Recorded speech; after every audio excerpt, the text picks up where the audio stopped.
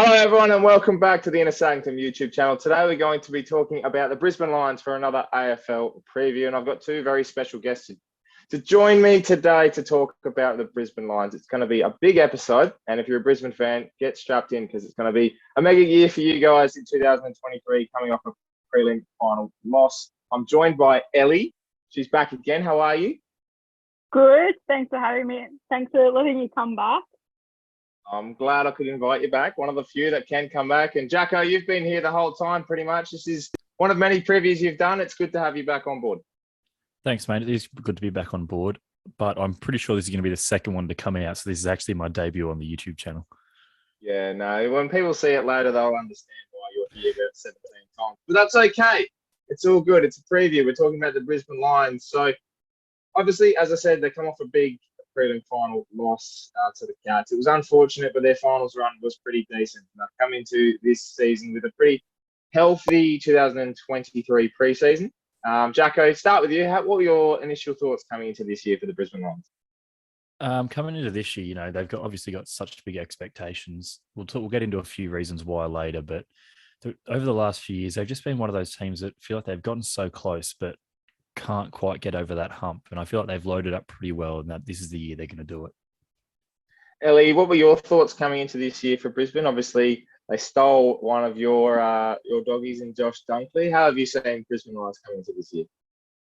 Look, I mean, if I got paid as well to pay that much money to live in Brisbane, I probably would go too. But yeah, it's been a strong off season for the Brisbane Lions. So expectations coming into this season will be pretty high for sure. The ins and outs of the Brisbane Lions have been pretty steady. I'm going to have a look at them right now. And in has obviously come a couple of big draftees, and we'll talk about that in a second. But they didn't trade too much. They brought in Jack Gunston from a trade thanks to Hawthorn, and Connor McKenna was obviously a preseason supplementary pick in that period. So they haven't brought too much in, and obviously Josh Dunkley as well, which we'll talk about. But Jacko, do you feel like that their main focus was obviously Dunkley and then everything else sort of fell into place? Yeah, man, I think it was. But I think when you look at those two ins, or couple of ins, sorry, when you look at Gunston and Dunkley, they're huge, both of them.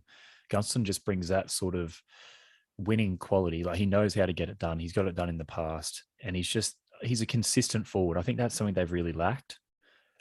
He was one of the first pieces I actually did at the Inner Sanctum, and looking at the Brisbane forward line, they really just lack consistency, and he really provides that for him. And then Josh Dunkley, I mean, what can you say? We know exactly how good he is, and he's just adds us another star to an already star-studded midfield. Ellie, as I said, you are obviously a Doggies fan, so Josh Dunkley is a massive pickup for the Lions. What do you think he'll bring for them coming into this year? I mean, he's a 2016 Premiership Rockman. No, I'm kidding. Drive on that one. Obviously Raiden investing first at the Doggies, and although played a lot up forward this season, due to just the sheer numbers that the Dogs have, so I think if he's able to cement his spot in that Lions midfield with the likes of Lockie Neal, Cam Rayner, I think the list goes on. It's going to be a very strong and hard to beat midfield for the Lions this year.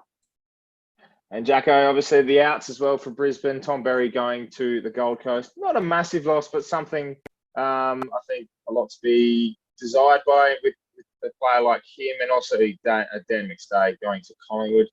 Everyone else sort of was delisted, and Mitch Robinson retired. So what did you make of the outs for Brisbane? I think Mitch Robinson's actually one of the bigger ones there. He may not have played a whole lot, but when he did, he was very much unlike Reece Matheson. I feel like Mitch Robinson was very much a barometer of that side. He had a lot of heart and just gave a lot of soul to that team. Daniel McStay is not someone I've really ever been big on. He's just another one of those tools that sort of popped up every now and then, but wasn't too hot. So they haven't lost a whole lot. Tom Berry is one that I'm actually really excited to see how he goes at Gold Coast. He's one of those traditional small pressure forwards that just couldn't get into the Brisbane lineup. But you're right. When you look at them as a whole, compared to what they've brought in, it's really like they've not just sort of lost what's out of the bottom already. Yeah, definitely. I think overall they had a pretty successful trade period and draft as well, considering they brought in Will Ashcroft, who was obviously the biggest pickup of the draft last year. They've also brought in Jasper Fletcher at pick 12, who was another father-son. So they've done really well, Ellie, in terms of going through the draft with their 2 picks. Oh yeah, absolutely, and just to be able to get their hands on them as well with the caliber of players we're bringing in.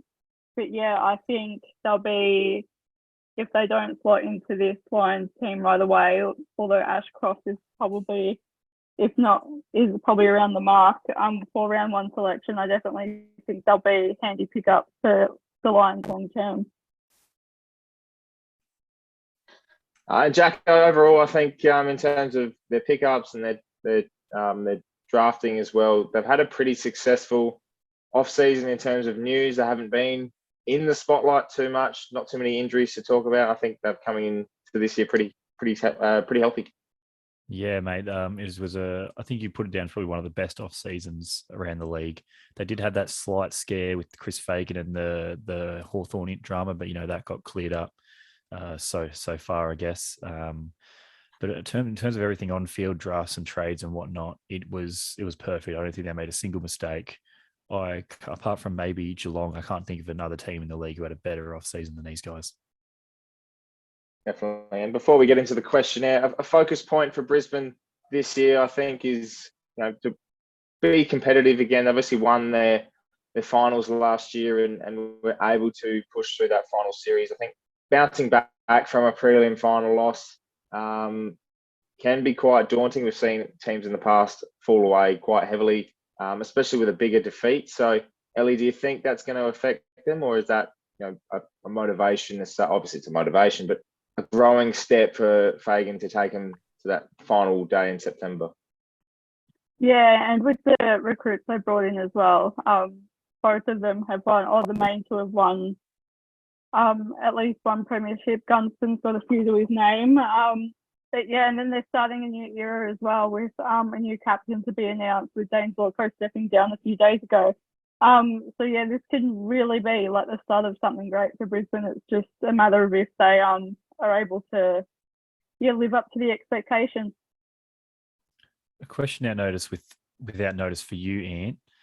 They've stacked up. They've been so close the last few years. They've stacked up again. If they don't at least make it to the grand final this year, how much pressure is Chris Fagan under? I don't think he's under massive pressure because they have, and it's a pretty similar. And I'll bring Port into this because I think it's pretty similar to Ken Hinkley, where they've had Port have always seemed to, the last 10 years, reinvigorate their team in a way where if they have a slump of a year, they're bouncing back up again. I think Brisbane will be that caliber.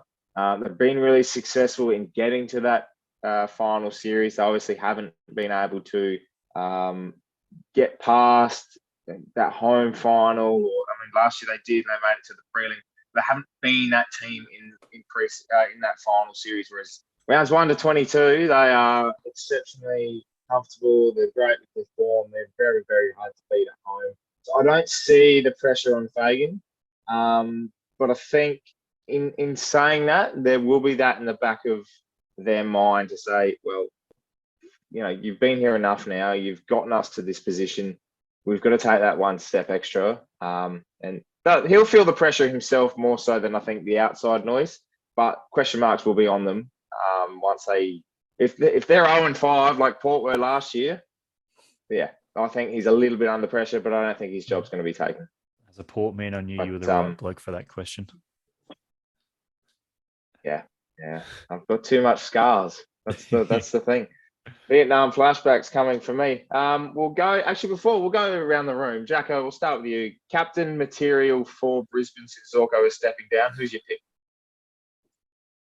I think you're obviously you've got favourites. Like I think Jared Lyons is a really good one. I think Lachie Neale's another sort of basic one, but I think a really underrated one. I don't know whether he might be too young. I like Harris Andrews. I really like him down back there. So I think I'd be going for either Harris Andrews or Jared Lyons. Yeah, Ellie, your thoughts? You stole my answer. I thought I was going left field here, but yeah, Harris Andrews. I believe he may have captained the team before when Zorko was out, but yeah, I think he's sort of been that general and real leader in our back line for a number of years now. So I think it's time for him to be able to take that next step and lead the team forward.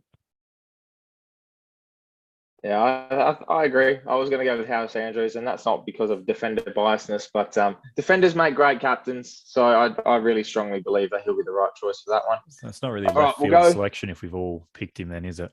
Because I think we all thought it was going to be a bit left field there. Yeah. No, you initiated the left field. We just went right with you.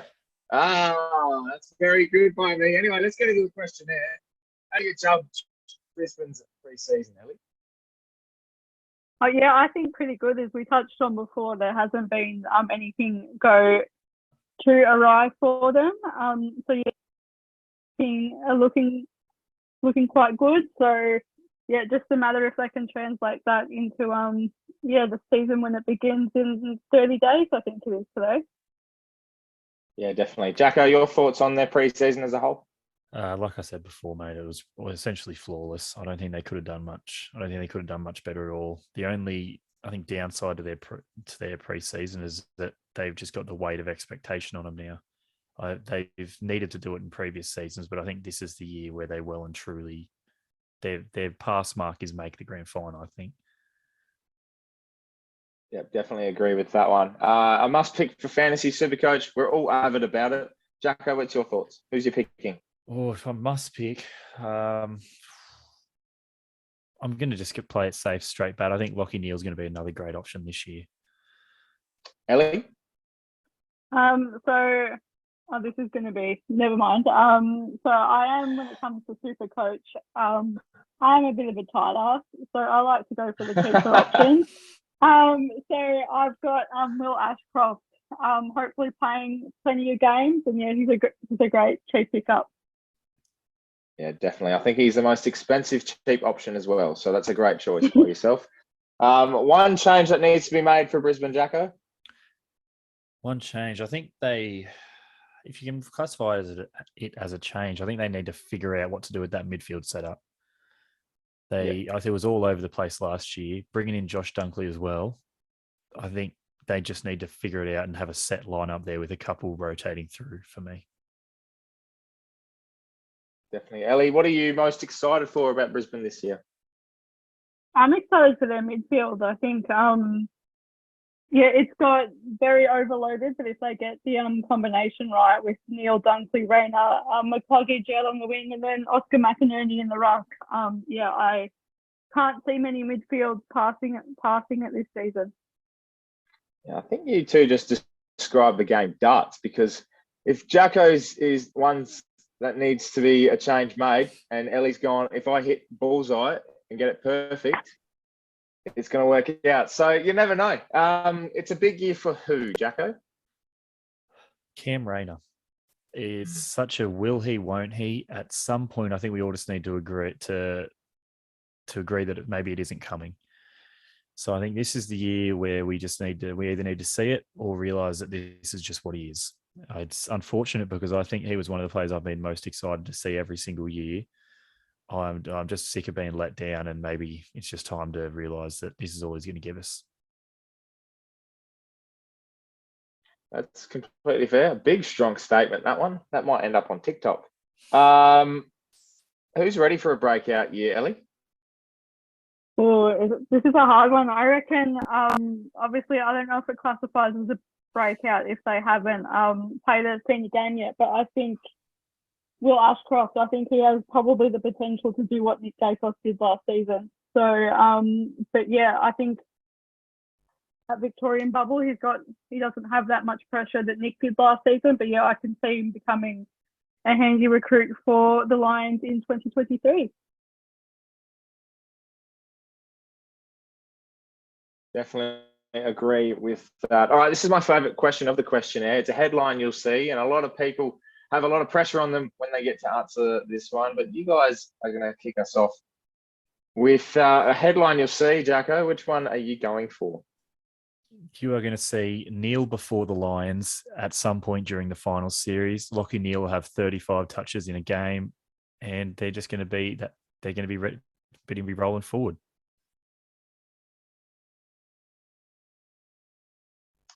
I really, really like that. That's really good. One game that is a must-watch on the calendar, Jacko? They've got a few this season, but I'm going to go with their game against Richmond. I think that's the game that we all want to see each year, but when it comes to Brisbane, whether it's at the MCG or the Gabba, it's always it's always a good contest, and you never going into it, you never really know who to pick, and then somehow it feels like one team blows the other out of the water. So I can't wait to see the next iteration of that game this season. All right, so I actually had the Richmond one too, but I'll change it up. I'm going with round 3 Dogs v Lions. No surprises, I don't think. Yeah, but I think everything that happened in the off season, there's sort of no love lost between those two teams there. So yeah, going to be an interesting one. Although Thursday night, I know it's a bit of a garbage time slot for me personally, but I'm sure a lot of people will get to the game. I love the little side swipe to Thursday night football there. Yeah, I've got footy training, so it's not ideal. Yeah, you know, that's all right. Hold on, that's why you prioritize going to training over going to a game. I probably not, but Your coach must It's all love right, you. we all do it. It's okay. Coach killers. I love it. I would pick round 1, Port v Brisbane, but that's just the Port also than Brisbane. But anyway, minimum expectation for your club this year, Brisbane. Where are they? Where are you expecting them to be? A minimum, Jacko. I forgot we had this question, so I sort of spoiled it before. I think it's a complete failure of a year if they don't make it to the grand final. I think there's an expectation on them to win it, but I think they at least need to make it. Now, I've been known as a Brisbane doubter the last few years. I don't know what it is, but I think with all these additions, it should be pretty widespread that they can't be where they were last year after these additions. I completely agree. Ellie, what's your expectation at a minimum for Brisbane? yeah, I'm the same grand final. I think they've been top 4 the last few seasons and either went out in straight sets or fell over at the final hurdle. So I think the next step in progression is to at least make a grand final. Otherwise, yeah, this year might not be the one we were hoping for. Yeah, definitely. And lastly, where will they finish on the ladder, Jacko? Now, everyone keep an eye out for the Saints podcast to get the second half of this joke, but I'm going to give Ant a little ish response here. I think they're going to finish 1 or 2-ish. I'm not going to give you a specific number, but they're going to be in that top 2-ish area. Never have I hated the thing ish as much as that. But anyway, Ellie, where are they finishing on the ladder? I don't know what it is about Brisbane, but I don't really have expectations. I feel like they're either going to be very good or very bad. So I have them between 5th and 8th. Yes, Ellie, I love that. I didn't want to say it, but I love that. If Onions is watching this podcast, please don't kill me. But Sorry, yeah. Lachlan. There's more Brisbane doubters than you can. There's more Brisbane doubters on this pod than you can shake a stick at, lads. Not the stick again. Anyway, that's it. That's Brisbane. We're shaking a stick at it, and now we're going to be watching to see how eager they are for 2023. Ellie and Jacko, thank you for joining me. Thanks for having me, mate. Thanks for having me. It was good to very much dip our toes into the Brisbane Lions this year. I look forward to seeing you plenty more times across the AFL previews. Subscribe to the channel for plenty more content to come your way, and we'll see you next time.